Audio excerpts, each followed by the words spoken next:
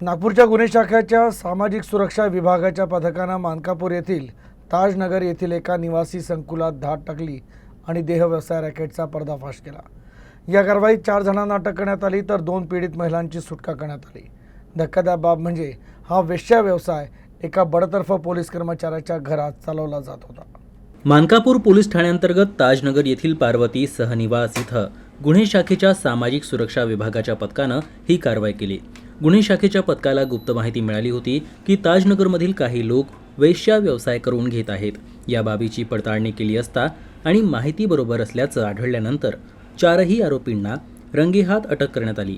अटक केलेल्या आरोपींमध्ये सचिन मेश्राम, आकाश जगनीत, सोनाली मेश्राम आणि एका 48 वर्षीय महिलेचा समावेश आहे।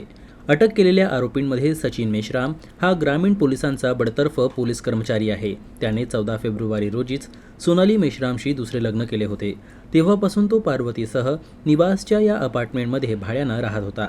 आकाश जगन्नाथ हा दलाल म्हणून काम करत होता।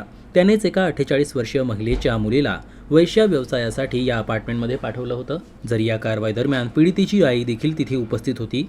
या प्रकरणात पोलिसांनी त्यांनाही आरोपी बनवलं आहे।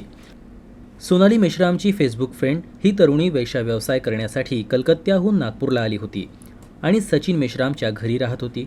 पोलीस विभागात काम करणाऱ्या सचिन मेश्रामच्या या घृणास्पद कृत्यामुळे पोलीस विभागालाही लाजिरवाणेपणाचा सामना करावा लागत आहे।